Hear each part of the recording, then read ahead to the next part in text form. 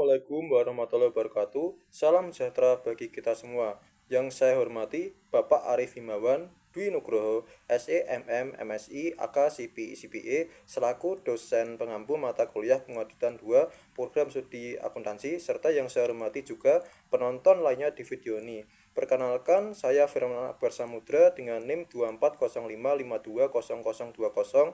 Saya adalah mahasiswa aktif program studi akuntansi Universitas Tikubang Semarang. Selain menjadi mahasiswa, saya juga mengikuti banyak organisasi kampus. Salah satunya adalah Himpunan Mahasiswa Program Studi Akuntansi atau yang biasa dikenal dengan HMPS Akuntansi.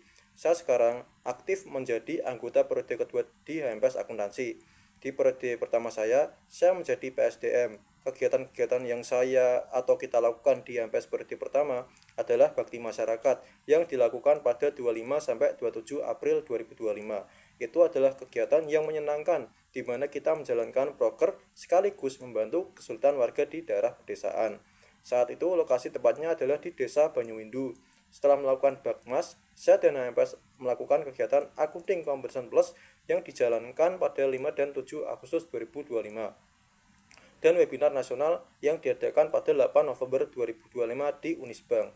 Untuk periode kedua saya menjabat sebagai staf pendidikan yang bertugas nantinya membuat profit Excel. Sekian profil singkat saya. Kali ini saya akan mempresentasikan tugas audit yang materinya adalah akuntansi imbalan kerja. Jika ada yang mau ditanyakan, bisa bertanya di kolom komentar ya. Terima kasih. Baik, kita akan masuk langsung ke materi yang pertama, yaitu akuntansi imbalan kerja. Pertama, kita harus memahami dulu konsep dasar imbalan kerja. Apa sih yang dimaksud dengan imbalan kerja? Apakah hanya sebatas gaji bulanan? Ternyata tidak. Imbalan kerja mencakup berbagai bentuk kompensasi, mulai dari bonus jangka pendek, cuti perimbalan, sampai manfaat pensiun dan pesangon. Kita akan bedah definisi ini secara lebih dalam. Kedua, kita akan memahami bagaimana pengakuan dan pengukuran imbalan kerja dalam laporan keuangan. Ini adalah inti dari akuntansi. Kapan kita mengakui beban, berapa nilai yang harus dicatat, apakah perlu didiskontokan, terutama untuk program imbalan pasti yang kompleks. Kita akan lihat bagaimana peranan asumsi aktuaria dan metode project unit kredit. Ketiga, kita akan memahami pengendalian internal atas imbalan kerja. Mengapa pengendalian perlu dilakukan? Karena proses penggajian dan perhitungan imbalan kerja rawan terhadap kesalahan. Bahkan kecurangan seperti karyawan fiktif atau manipulasi lembur, kita akan bahas prosedur pengendalian dengan baik, seperti otorisasi jam kerja, pemisahan tugas, dan rekonsiliasi data. Keempat, kita akan memahami audit substantif akun imbalan kerja. Sebagai auditor atau pengelola keuangan, kita harus yakin bahwa saldo imbalan kerja yang disajikan di neraca dan laba rugi adalah wajar, lengkap, dan sesuai PSAK 24. Kita akan mempelajari prosedur audit seperti vouching, rekalkulasi, evaluasi, laporan aktuaria, hingga pengujian pengungkapan UCI atau Other Comprehensive Income. Baik, kita akan masuk ke slide ketiga. Setelah tahu tujuannya, sekarang kita harus paham dulu apa sebenarnya yang dimaksud dengan imbalan kerja. Imbalan kerja adalah seluruh bentuk kompensasi yang diberikan oleh entitas kepada pekerja sebagai imbalan atas jasa yang telah diberikan, baik yang sudah maupun yang akan diberikan di masa depan. Jadi jangan bayangkan hanya gaji bulanan, ya cakupannya sangat luas. Imbalan kerja ini diatur secara khusus dalam PSAK 24. Artinya, standar akuntansi keuangan di Indonesia sudah memberikan pedoman yang jelas tentang bagaimana mengakui, mengukur, menyajikan, dan mengungkapkan imbalan kerja ini. Kalau tidak sesuai, laporan keuangan bisa tidak wajar. Imbalan kerja meliputi berbagai jenis, mulai dari jangka pendek, jangka panjang, bahkan setelah pekerja pensiun yang disebut imbalan pasca kerja. Contoh imbalan jangka pendek, gaji, upah, bonus tahunan, cuti berbayar. Contoh jangka panjang, itu ada penghargaan masa kerja, cuti panjang. Terus habis itu contoh pasca kerja, itu contohnya ada manfaat pensiun, tunjangan kesehatan punya karya. Ketiga, secara spesifik, imbalan kerja juga mencakup manfaat pensiun, baik program iuran pasti maupun imbalan pasti dan pesangon.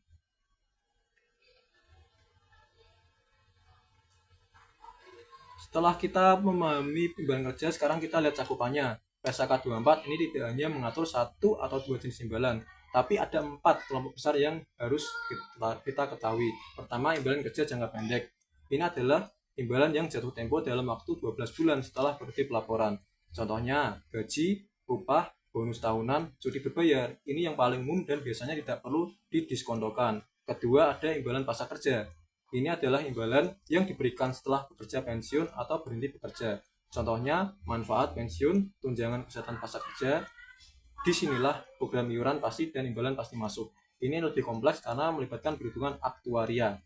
Ketiga, imbalan kerja jangka panjang lainnya. Ini adalah imbalan yang jatuh temponya lebih dari 12 bulan, tapi bukan imbalan pasca kerja. Contoh, cuti panjang, misalnya setelah kerja 10 tahun dapat cuti 2 bulan.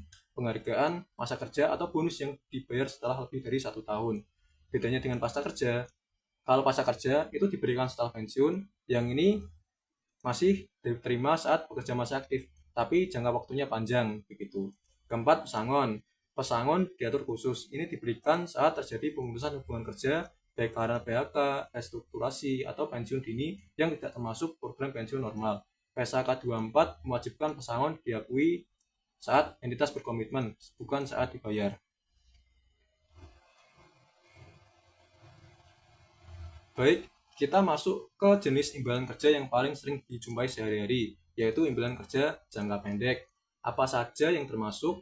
Ada 3 contoh, yaitu pertama gaji dan upah. Ini yang paling jelas, termasuk tunjangan tetap, intensif mingguan atau bulanan. Kedua ada bonus dan bagi laba. Misalnya perusahaan memberikan bonus tahunan atau bagi hasil kepada karyawan karena mencapai target tertentu. Ketiga, cuti berimbalan.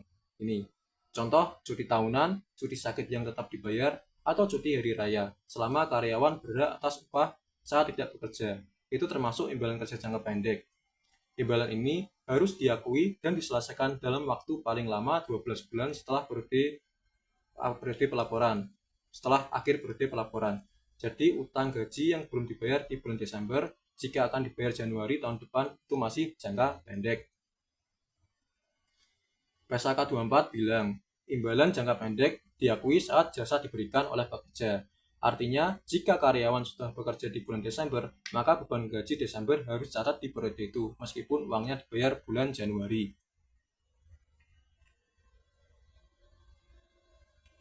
Ini adalah pencatatan imbalan jangka pendek, dicatat sebagai beban di laporan laba rugi dan liabilitas di utang di neraca. Misalnya, beban gaji, debit, utang gaji di kredit. Nanti saat dibayar, utang gaji di debit, kas di kredit.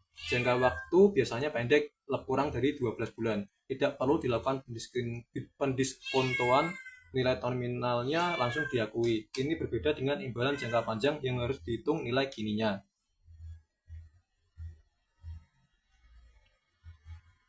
Slide sebelumnya sudah kita singgung bahwa bonus dan laba termasuk imbalan kerja jangka pendek. Nah, di slide ini kita akan bahas lebih dalam karena ada syarat-syarat khusus yang harus dipenuhi sebelum perusahaan boleh mengakuinya sebagai utang. Pertanyaan dasarnya, kapan sih boleh mencatat utang bonus atau bagi laba? PSAK menjawab, ada 2 syarat nih, ya. Syarat pertama, harus ada kewajiban hukum dan kewajiban konstruktif. Nah, kewajiban hukum artinya sudah diatur dalam kontrak kerja, peraturan perusahaan, atau undang-undang. Misalnya dalam perjanjian kerja disebutkan bahwa karyawan berhak atas 10% laba bersih setiap tahun. Kewajiban konstruktif artinya meskipun tidak tertulis secara eksplisit, tapi sudah menjadi praktik atau kebiasaan perusahaan yang konsisten, sehingga karyawan punya ekspektasi yang sah. Contoh, perusahaan selalu memberikan bonus setiap akhir tahun selama 5 tahun terakhir. Maka tahun ke-6 pun karyawan akan berharap. Jika tidak salah satu dari kewajiban itu, bonus belum boleh diakui. Syarat kedua, jumlah bonus atau bagi laba harus dapat diestimasi secara andal. Artinya, perusahaan bisa menghitung estimasi yang masuk akal berdasarkan data yang tersedia. Misalnya, persentase dari laba atau target penjualan yang tercapai. Jika estimasinya masih sangat spekulatif, maka pengakuannya ditunda. Perusahaan mengakui utang bonus di neraca dan beban bonus di laporan laba rugi. Ini dicatat melalui jurnal penyusuan di akhir periode. Diakui sebagai utang bonus dan dicatat melalui jurnal penyesuaian. Nah, ini adalah contoh jurnal penyesuaiannya. Bisa terlihat di jurnal ini ada debit beban bonus dan kreditnya utang bonus. Nanti saat bonus dibayarkan, debitnya dihilangkan dan kasnya juga berkurang. Seperti itu.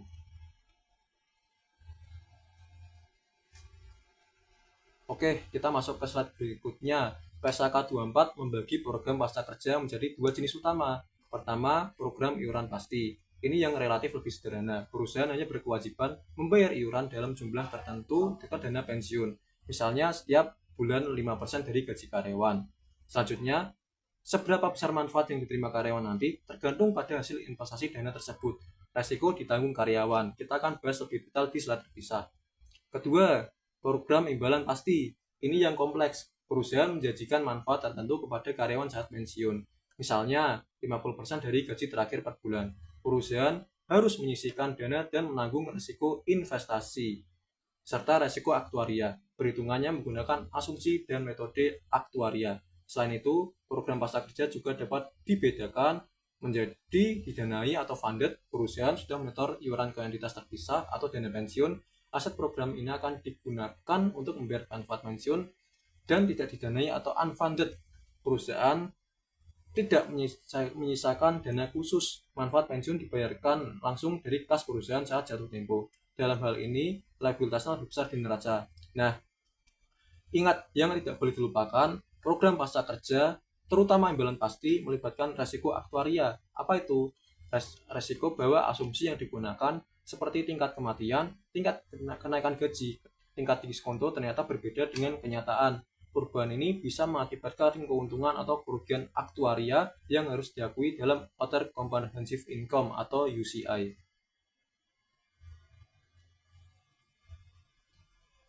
Nah, kita bahas dulu jenis program prakerja yang paling sederhana dan paling umum diterapkan di banyak perusahaan, yaitu program iuran pasti. Apa ciri utamanya? Dalam program iuran pasti, kewajiban perusahaan terbatas hanya sebesar iuran yang harus dibayarkan setiap periode ini. Nah, misalnya perusahaan berjanji akan menyetor 10% dari gaji karyawan setiap bulan ke dana pensiun. Setelah iuran itu disetor, selesai. Artinya perusahaan tidak punya kewajiban lebih lanjut berapapun hasil investasi dana pensiun nantinya. Siapa yang menanggung resiko? Resiko ditanggung sepenuhnya oleh pekerja. Mengapa? Karena manfaat yang akan diterima karyawan saat pensiun tergantung pada berapa besar iuran yang telah terkumpul, hasil investasi dari dana tersebut, bisa untung, bisa rugi, dan tingkat suku bunga saat pembayaran manfaat. Jika investasi dana pensiun gagal mencapai target yang menerima lebih kecil, perusahaan tidak wajib menutup kekurangan. Iuran yang menjadi kewajiban perusahaan diakui sebagai beban di laporan laba rugi pada periode jasa diberikan. Dan jika iuran tersebut masih belum dibayarkan pada akhir periode, perusahaan harus mengakui sebagai liabilitas atau utang di neraca.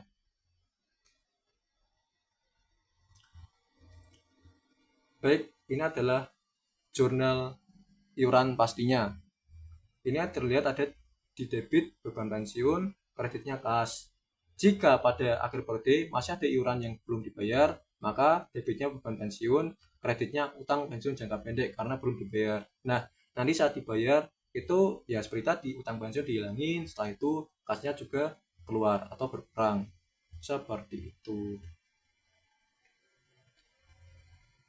Oke, sekarang kita masuk ke program imbalan pasti. Apa sih itu program imbalan pasti? Ini adalah program di mana perusahaan menjabit manfaat tertentu kepada karyawan setelah pensiun. Misalnya, perusahaan berjanji akan membayarkan 60% dari gaji terakhir setiap bulan selama pensiun, atau memberikan jumlah uang lump sum tertentu di hari pensiun. Janji ini bersifat pasti atau definite benefit, bukan sekedar iuran. Jadi, berapapun kondisi dana pensiun nantinya, perusahaan wajib memenuhi janji tersebut. Jika hasil investasi buruk, perusahaan harus menutupi kekurangan dari kasnya sendiri. Apa implikasinya? Perusahaan harus menghitung nilai kini kewajiban imbalan pasti atau present value of definite benefit obligation atau PVDBO atau PPO. Perhitungan ini tidak bisa dilakukan secara sederhana, melainkan menggunakan asumsi aktuaria seperti tingkat mortalitas atau usia harapan hidup karyawan, tingkat perputaran karyawan atau resignasi sebelum pensiun, dan tingkat kenaikan gaji di masa depan, serta tingkat diskonto yang sesuai. Biasanya mengacu pada obligasi korporasi berkualitas tinggi atau obligasi yang AAA. Seperti itu. Baik, kita masuk ke slide berikutnya. Di slide sebelumnya, sudah kita singgung bahwa program imbalan pasti membuat perusahaan menanggung hampir semua resiko. Nah, di slide ini kita akan kupas tuntas. Resiko apa saja yang harus dihadapi perusahaan? Ada 4 resiko utama yang perlu dicermati. Pertama ada resiko aktuaria. Ini adalah resiko bahwa asumsi yang digunakan aktuaris ternyata tidak sesuai dengan realisasi di masa depan.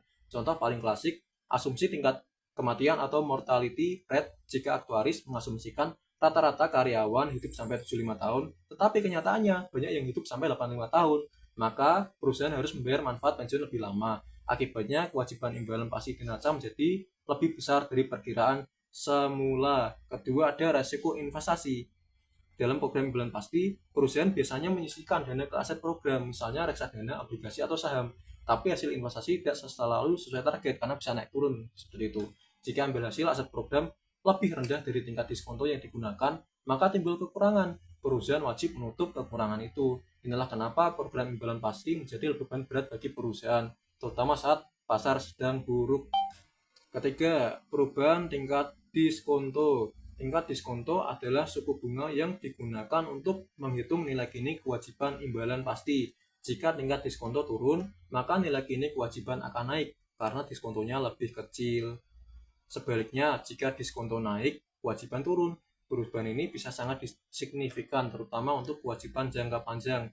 Dan perubahan ini biasanya diakui sebagai keuntungan atau kerugian aktuaria di UCI. Keempat, ada perubahan mortalitas dan kenaikan gaji. Ini masih bagian dari resiko aktuaria, tapi perlu disebut terpisah karena sangat material. Perubahan mortalitas, jika karyawan hidup lebih lama, beban pensiun pastinya akan membengkak tadi ya. Terus habis itu ada kenaikan gaji. Manfaat pensiun sering dikaitkan dengan gaji terakhir. Jika kenaikan gaji aktual lebih tinggi dari asumsi, maka kewajiban pensiun akan naik.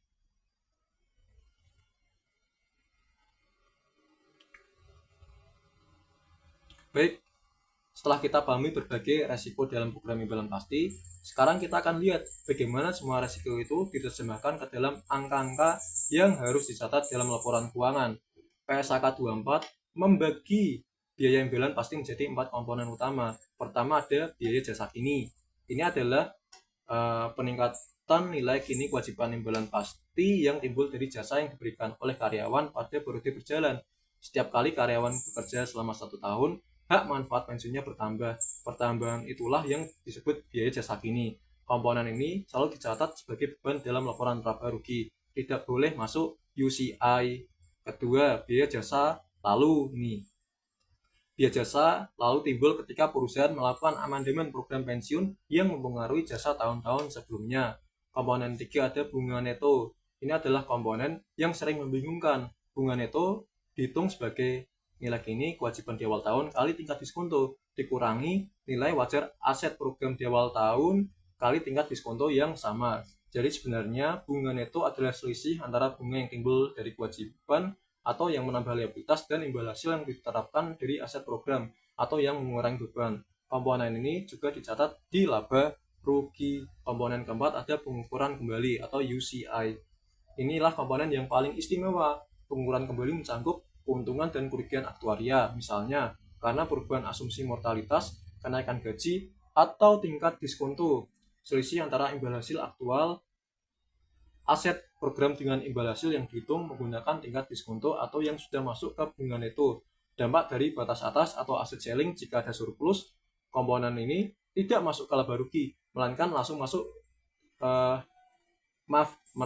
diakui dalam Other Comprehensive Income UCI dan terakumulasi di ekuitas dalam akun terpisah seperti surplus atau defisit revaluasi program imbalan pasti.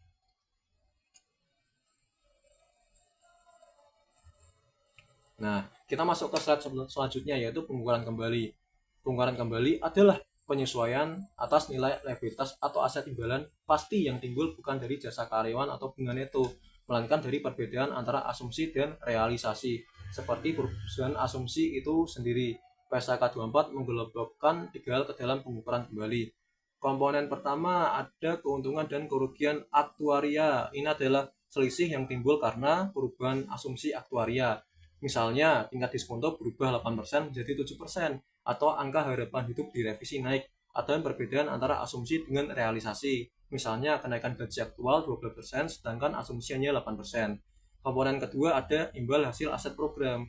Aset program atau dana yang sudah disisihkan menghasilkan imbal hasil aktual, misalnya bunga, dividen, atau capital gain. Namun perlu diingat, di laba rugi kita sudah mengakui bunga neto yang menggunakan tingkat diskonto sebagai imbal hasil yang diharapkan. Selisih antara imbal hasil aktual aset program dengan imbal hasil yang dihitung menggunakan tingkat diskonto, selisih ini masuk ke pengukuran kembali atau UCI. Jadi jika imbal hasil aktual lebih tinggi dari yang diharapkan, ada keuntungan di UCI. Jika lebih rendah, ada kerugian di UCI. Komponen ketiga ada perubahan batas atas atau aset ceiling. Ini agak teknis ya. Ketika program imbalan pasti mengalami surplus atau aset program lebih besar dari kewajiban, perusahaan hanya boleh mengakui aset sebesar surplus yang dapat dikembalikan atau mengurangi iuran masa depan. Jika terjadi perubahan dalam batasan ini, dampaknya juga diakui di UCI sebagai beban dari pengukuran kembali. Baik, sekarang kita masuk ke slide berikutnya, yaitu nilai kewajiban.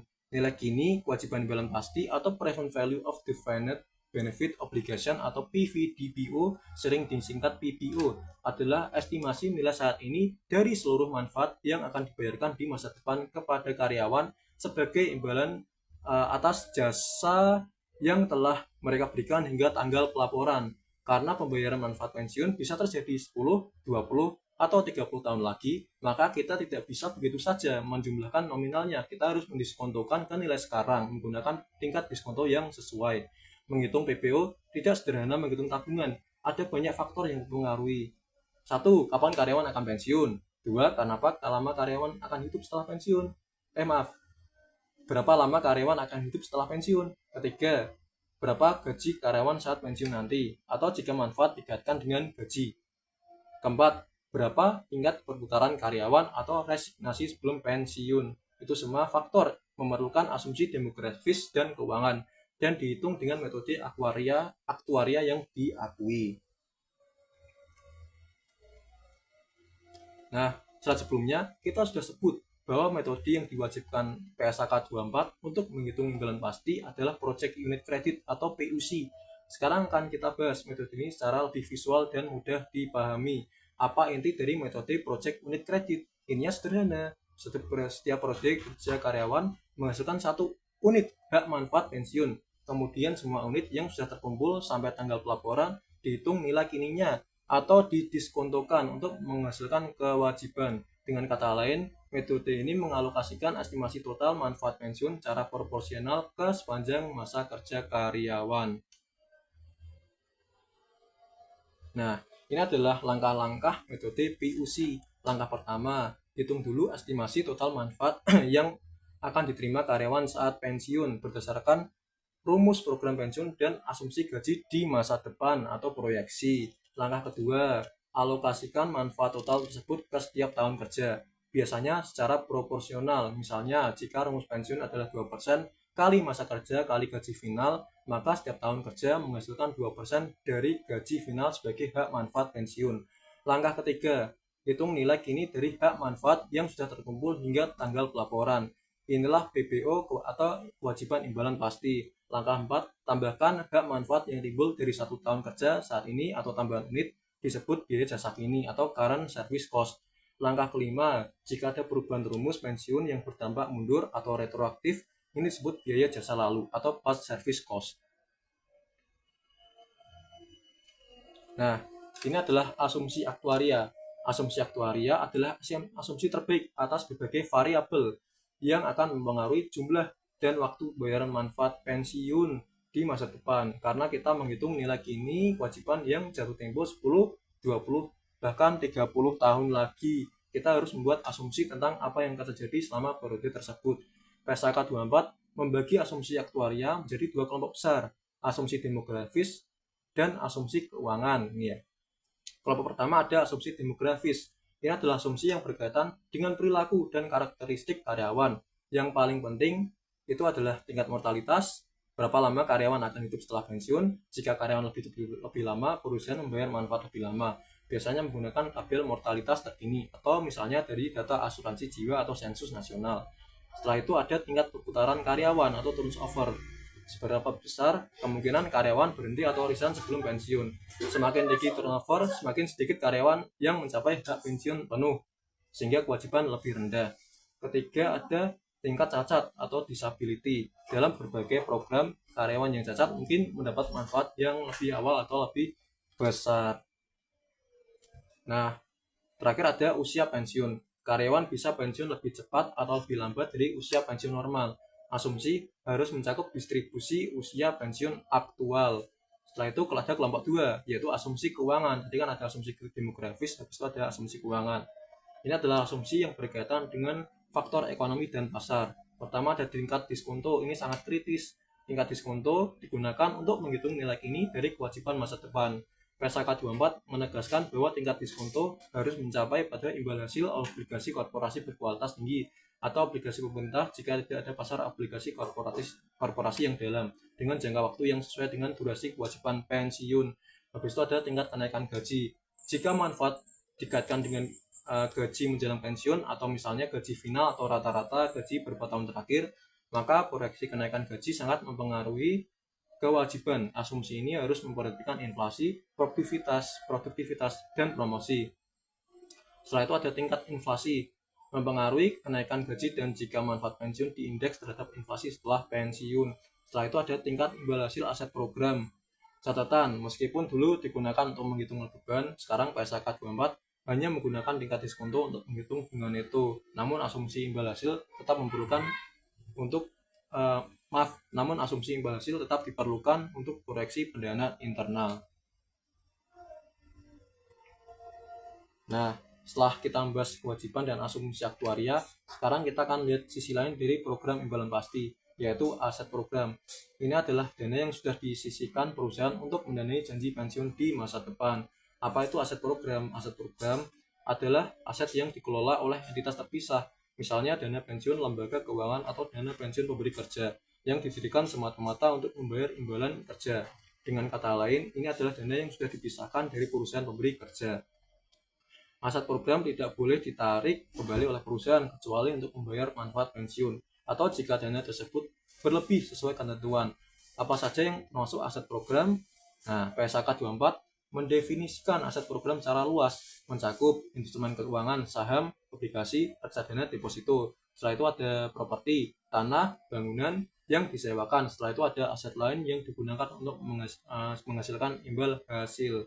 Namun, tidak termasuk aset yang masih dikuasai pemberi kerja, misalnya piutang usaha atau bangunan kantor yang ditempati sendiri. Juga tidak termasuk aset yang tidak dapat digunakan membayar manfaat pensiun. Nah, kita masuk ke slide berikutnya yaitu penyajian dalam laporan keuangan. PSAK 24 mengatur bahwa komponen imbalan pasti harus disajikan di empat tempat yang berbeda dalam laporan keuangan, yaitu neraca untuk laporan posisi keuangan, laporan laba rugi untuk kinerja operasional, laporan penghasilan komprehensif lain atau UCI untuk pengukuran kembali, dan catatan atas laporan keuangan untuk mengungkapkan rinci. Kita bahas satu per satu. Pertama yaitu penyajian di neraca. Nah, di neraca entitas menyajikan sosih neto antara nilai kini kewajiban imbalan pasti atau PPO dikurangi nilai wajar aset program. Jika ada, hasilnya adalah defisit. Itu jika kewajiban itu lebih besar daripada aset atau surplus jika aset lebih dari kewajiban. Nah, defisit disajikan sebagai liabilitas, biasanya dalam akun terpisah seperti liabilitas imbalan pasti atau utang manfaat pensiun. Nah, surplus disajikan sebagai aset, misalnya aset imbalan pasti, namun dibatasi oleh aset ceiling. Penyajiannya dapat dipecah menjadi jangka pendek dan jangka panjang berdasarkan perkiraan waktu penyelesaian. Namun biasanya sebenarnya jangka panjang karena imbalan pasca kerja. Kedua, ada penyajian di laporan laba rugi bagian ini. Di laba rugi, perusahaan menyajikan biaya jasa kini, biaya jasa lalu, dan bunga neto sebagai bagian dari beban, biasanya dalam beban usaha atau beban keuangan tergantung sifatnya. Contoh penyajian beban pensiun. Setelah itu ada beban bunga neto yang tidak pernah masuk laba rugi adalah pengukuran kembali atau keuntungan atau kerugian aktuaria dan selisih imbal hasil aset. Jadi jangan bingung ketika melihat beban pensiun di laba rugi. Itu bukan total perubahan kewajiban, hanya 3 komponen tertentu saja. Nah, ketiga, penyajian di UCI atau penghasilan komprehensif lain. Di UCI, perusahaan menyajikan pengukuran kembali sebagai satu atau beberapa baris keuntungan atau kerugian aktuaria. Habis itu ada selisih imbal hasil aset program. Setelah itu ada UCI, ini bersifat tidak akan direklasifikasi ke laba rugi di periode mendatang. Tidak seperti UCI untuk sekuritas yang tersedia untuk dijual. Namun UCI akan tetap terakumulasi di ekuitas dalam akun terpisah, misalnya surplus atau defisit revaluasi program imbalan pasti. Kita sudah bahas bagaimana penyajian imbalan pasti di neraca, laba rugi, dan UCI. Sekarang kita akan masuk ke bagian yang sering dianggap remeh, tapi sebenarnya sangat penting, pengungkapan dalam catatan atas laporan keuangan. Tadi ya, yang keempat tadi, itu akan dijelaskan di slide ini. Nah, PSAK 24 mewajibkan pengungkapan yang cukup ekstensif. Mengapa? Karena program imbalan pasti penuh dengan asumsi dan estimasi. Tanpa pengungkapan yang memadai, penggunaan laporan keuangan tidak bisa menilai resiko dan kewajaran angka-angka tersebut. Mengapa pengungkapan ini sangat penting?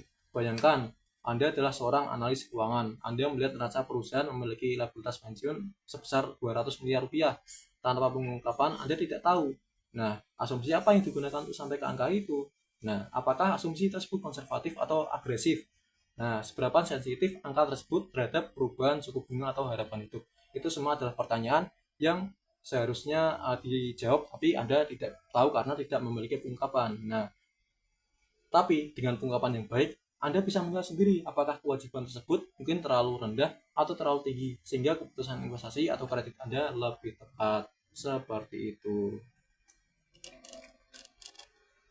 Sekarang kita masuk ke imbalan jangka panjang lainnya. Setelah kita membahas imbalan jangka pendek dan pasca kerja secara panjang lebar, sekarang kita akan lihat kategori ketiga dalam ruang lingkup PSAK 24, yaitu imbalan kerja jangka panjang lainnya. Kategori ini sering terlewat, padahal tidak jarang material nilainya.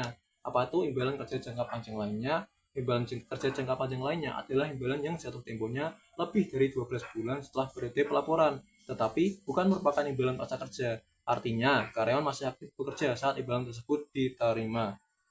Oke. Contoh akan saya jabarkan di slide ini ya. Nah, PSAK 24 memberikan contoh umum antara lain 1. Cuti jangka panjang atau long service leave. Cuti jangka panjang diberikan setelah karyawan bekerja selama periode tertentu. Misalnya setelah bekerja 10 tahun, karyawan berhak cuti 3 bulan penuh dengan tetap dibayar.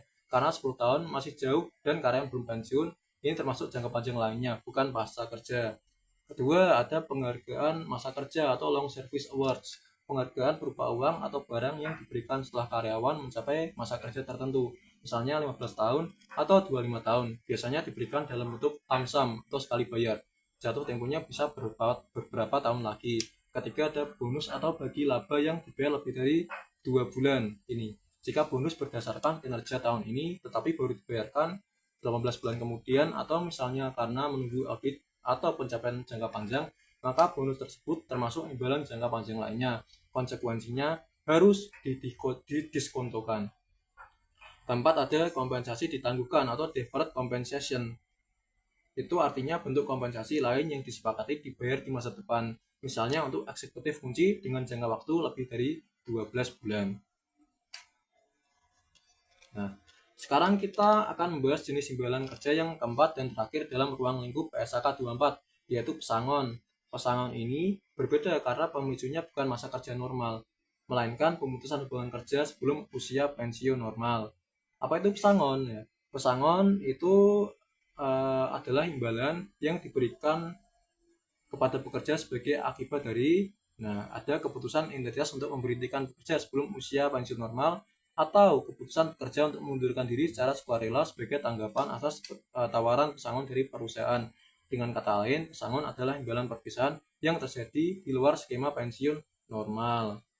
Nah, kapan diakui sebagai liabilitas? Pesangon diakui sebagai liabilitas dan beban pada saat yang lebih awal antara saat entitas berkomitmen untuk melakukan pemutusan hubungan kerja. Misalnya, Dewan Direksi telah menyetujui rencana PHK yang rinci dan mengkomunikasikannya ke karyawan, atau saat entitas mengakui biaya restrukturisasi berdasarkan PSAK 57 atau restrukturisasi. Nah, jika pesangon merupakan bagian dari restrukturisasi, ini berbeda dengan imbalan kerja biasa yang diakui saat jasa diberikan. Pesangon diakui lebih cepat, yaitu saat komitmen ada, bukan saat jasa terakhir diberikan.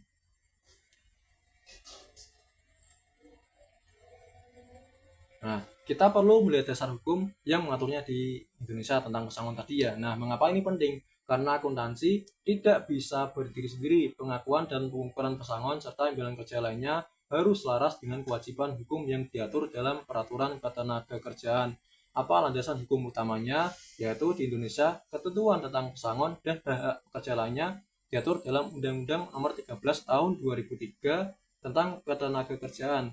UU ini menjadi acuan dasar bagi perusahaan dalam menghitung kewajiban kepada pekerja saat terjadi pemutusan hubungan kerja atau PHK.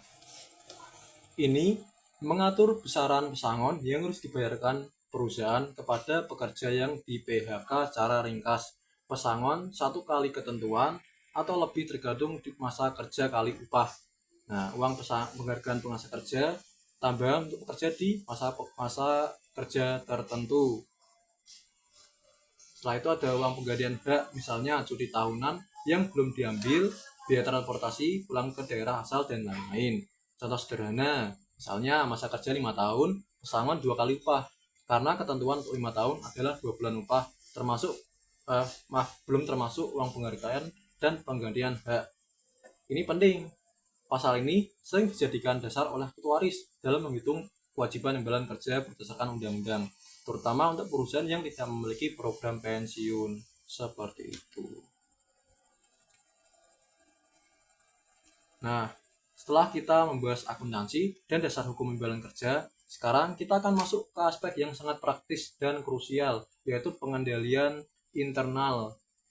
Mengapa ini penting? Karena proses penggajian dan perhitungan imbalan kerja merupakan area yang rentan terhadap kesalahan, bahkan kecurangan. Tanpa pengendalian yang memadai, tanpa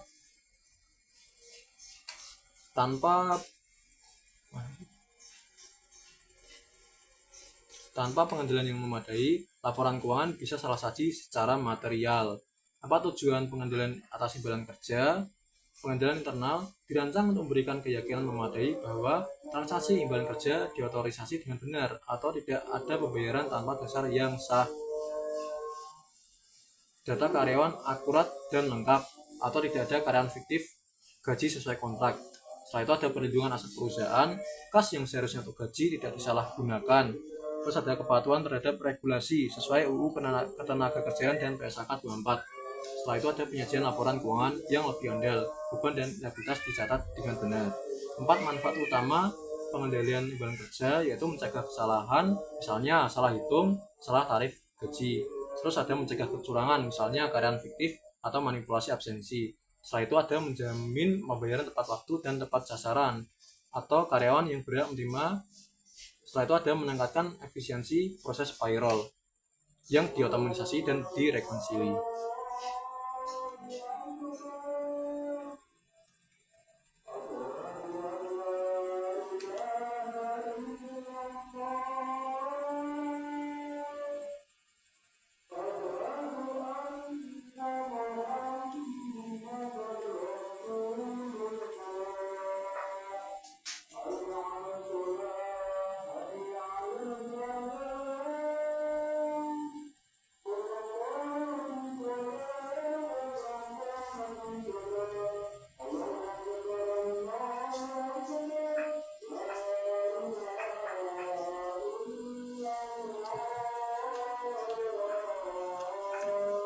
Baik, kita masuk ke slide berikutnya, yaitu prosedur pengendalian payroll. Nah, sekarang kita akan lihat prosedur konkret yang bisa diterapkan sehari-hari di perusahaan. Fokus kita di slide ini adalah payroll atau penggajian, karena ini adalah area paling sering terjadi kesalahan dan kecurangan. Ada 4 prosedur nih yang perlu diperhatikan, yaitu ada prosedur pertama, otorisasi jam kerja. Jam kerja adalah dasar penghitungan gaji, lembur, dan intensif. Oleh karena itu, jam kerja harus diotorisasi oleh pihak yang bertanggung jawab. Penerapannya, setiap karyawan mencatat kehadiran. Setelah itu, supervisor lapangan atau manajer langsung menyetujui rekap jam kerja setiap periode. Dan lembur harus mendapat persetujuan tertulis sebelum dilaksanakan, bukan setelahnya. Prosedur kedua ada rekonsiliasi daftar gaji. Setelah daftar gaji dihitung, daftar tersebut harus direkonsiliasi dengan data pendukung sebelum pembayaran. Penerapannya adalah dengan membandingkan daftar gaji dengan daftar karyawan aktif dari berbagai SDM. Pastikan tidak ada karyawan yang sudah resign tetapi masih digaji. Terus habis itu ada membandingkan total kerja dengan rekap absensi yang sudah diotorisasi dan membandingkan tarif gaji dengan kontrak kerja dan atau keputusan terbaru. Rekonsiliasi sebaiknya dilakukan oleh staf yang tidak terlibat dalam penghitungan gaji atau pembayaran, misalnya akuntan internal atau bagian sertifikasi independen. Prosedur ketiga ada persetujuan bonus. Bonus dan bagi laba membutuhkan otorisasi tingkat tinggi karena sifatnya diskresioner atau tidak otomatis seperti gaji pokok. Penerapannya adalah dengan kebijakan bonus harus disetujui oleh Dewan Direksi atau Komite Remunerasi. Harusnya habis itu ada perhitungan bonus untuk setiap karyawan harus diverifikasi dan disetujui oleh manajer SDM dan direktur keuangan. Untuk bonus material, misalnya untuk direksi diperlukan persetujuan komisaris atau rapat umum pemegang saham jika diatur dalam anggaran dasar. Nah, setelah itu ada yang terakhir, pengendalian akses data pegawai. Data pegawai bersifat sensitif dan rahasia. Akses yang tidak terkendali dapat menyebabkan manipulasi data, pencurian identitas, dan pelanggaran privasi. Penerapannya adalah dengan hak akses berbasis peran. Staf payroll hanya bisa mengakses data yang diperlukan, tidak bisa mengubah data induk karyawan. Setelah itu ada perubahan data atau kenaikan pangkat, mutasi, resign harus diaudit trial. Sistem mencatat siapa yang mengubah, kapan, dan dari mana menjadi apa. Penggunaan password yang kuat dan tidak dibagikan. Setelah itu ada log akses secara rutin, direview oleh bagian IT atau internal audit.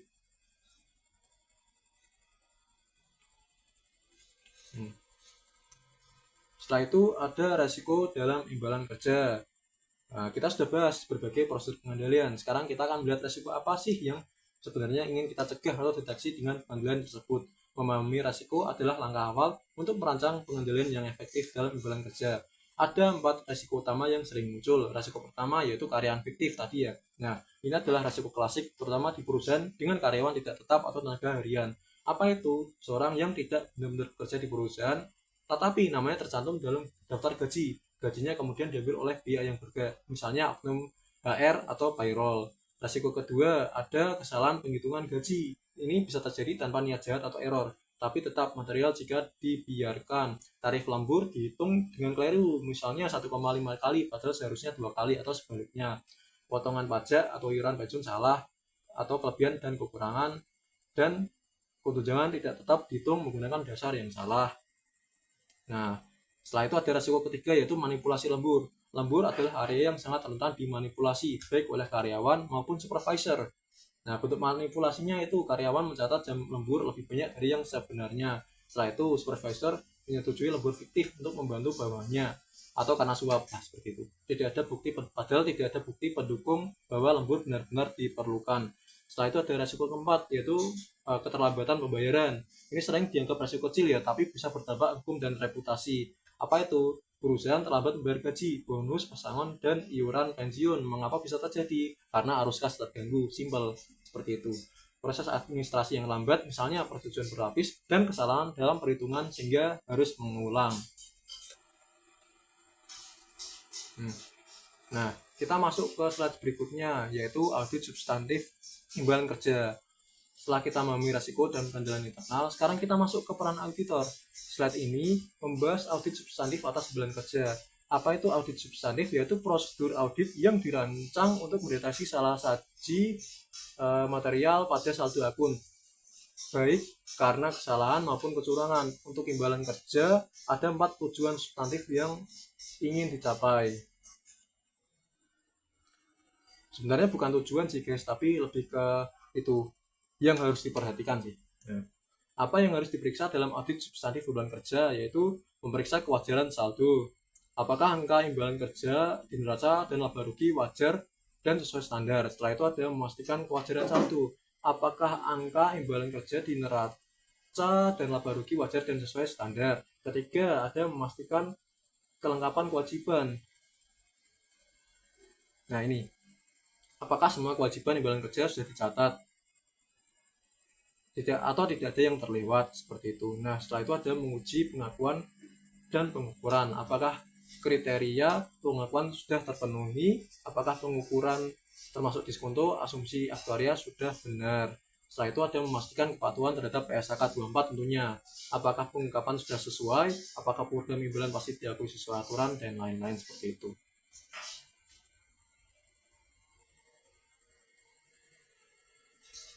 Nah, sekarang kita masuk ke tujuan audit substantif imbalan kerja. Nah, itu ada 4 tujuannya, yaitu keberadaan atau eksistens. Apakah liabilitas imbalan kerja yang dicatat benar-benar ada, misalnya apakah karyawan yang tercatat dalam perhitungan pensiun benar-benar karyawan aktif. Nah, auditor harus melakukan konfirmasi atau uji pratik data karyawan. Kedua, ada kelengkapan atau completeness. Apakah semua kewajiban imbalan kerja sudah dicatat? Auditor menguji apakah ada karyawan yang terlewat atau program pensiun yang belum diakui. Prosedurnya, rekonsiliasi daftar karyawan dari SDM ke sistem aktuaria. Ketiga, ada penilaian atau valuation. Apakah liabilitas diukur dengan benar sesuai PSAK 24. Ini adalah area tersulit karena melibatkan asumsi aktuaria. Auditor mengevaluasi kewajaran asumsi atau diskonto mortalitas kenaikan gaji dan melakukan rekalkulasi atau menggunakan jasa auditor ahli atau aktuaris. Setelah itu ada penyajian dan pengungkapan atau presentation dan disclosure. Apakah imbalan kerja disajikan di neraca sebagai liabilitas atau aset yang tepat? Nah, setelah itu apakah pengungkapan di catatan atas laporan keuangan sudah lengkap? Atau rekonsiliasi PPO, asumsi sensitivitas, dan lain-lainnya itu sudah lengkap atau belum, seperti itu. Baik, kita sudah melalui perjalanan panjang dari awal hingga akhir, mulai dari pengertian imbalan kerja, ruang lingkup, pengakuan dan pengukuran, program iuran pasti dan imbalan pasti, asumsi aktuaria, aset program, penyajian, pengungkapan, pesangon, dasar hukum, pengendalian internal, hingga prosedur audit substantif. Sekarang saatnya kita menarik kesimpulan dari seluruh materi ini. Kesimpulan pertama, PSAK 24 mengatur seluruh bentuk imbalan kerja, tidak hanya gaji. Nah, PSAK 24 mencakup imbalan jangka pendek, gaji, bonus cuti, imbalan pasca kerja seperti pensiun iuran pasti dan imbalan pasti, imbalan jangka panjang lainnya seperti cuti panjang, penghargaan masa kerja, serta pesangon. Jadi jangan berpikir sempit bahwa imbalan kerja hanya gaji bulanan. Ini adalah standar yang luas dan kompleks. Kesimpulan kedua, program imbalan pasti adalah area yang paling kompleks karena melibatkan asumsi aktuaria dan risiko yang ditanggung perusahaan. Berbeda dengan iuran pasti ya yang sederhana, itu seperti beban sama dengan iuran, risiko di karyawan. Imbalan pasti mengharuskan perusahaan menghitung nilai kini kewajiban menggunakan metode project unit credit dengan asumsi demografis seperti mortalitas dan turnover, dan keuangan seperti diskonto dan kenaikan gaji. Perubahan asumsi berdampak besar dan diakui di UCI, bukan di laba rugi. Nah, kesimpulan ketiga, pengendalian internal yang kuat atas imbalan kerja sangat penting untuk mencegah kesalahan dan kecurangan. Risiko seperti keadaan fiktif, kesalahan penghitungan gaji, manipulasi, lembur, dan keterlambatan pembayaran dapat diminimalkan dengan pemisahan tugas, otorisasi transaksi, rekonsiliasi daftar gaji, serta pengendalian akses data pegawai. Tanpa pengendalian yang baik, proses penggajian dan pencatatan imbalan kerja akan rentan terhadap salah saji material. Setelah itu ada yang keempat, yaitu audit substantif. Imbalan kerja harus mensertifikasi keberadaan, kelengkapan, penilaian, dan penyajian dengan prosedur khusus termasuk rekalkulasi, vouching, tracing, konfirmasi, dan evaluasi laporan aktuaria. Untuk penggajian, auditor harus melakukan vouching ke dokumen sumber, tracing ke jurnal, konfirmasi ke karyawan dan bank, serta rekalkulasi hitungan lembur dan potongan. Untuk imbalan masa kerja, auditor perlu bekerjasama dengan aktuaris independen untuk mengevaluasi kewajaran asumsi seperti diskonto, mortalitas, kenaikan gaji, dan memeriksa pengungkapan UCI. Kesimpulan kelima, asumsi aktuaria sangat mempengaruhi nilai kewajiban imbalan pasti, sehingga perusahaan dan auditor harus mencermatinya dengan hati-hati ya. Tingkat diskonto, tingkat kenaikan gaji, dan label mortalitas hanyalah asumsi kunci. Nah, perubahan kecil pada asumsi ini bisa mengubah PPO atau nilai kini kewajiban secara signifikan. Oleh karena itu, pengungkapan analisis sensitivitas di catatan atas laporan keuangan adalah hal yang wajib dan sangat berguna bagi pengguna laporan keuangan. Nah, baik, sekian presentasi dari saya. Ya, jika ada yang salah kata, mohon maaf sebesar-besarnya. Kalau ada yang dibingungkan, bisa ditanyakan di komentar. Terima kasih. Wassalamualaikum warahmatullahi wabarakatuh.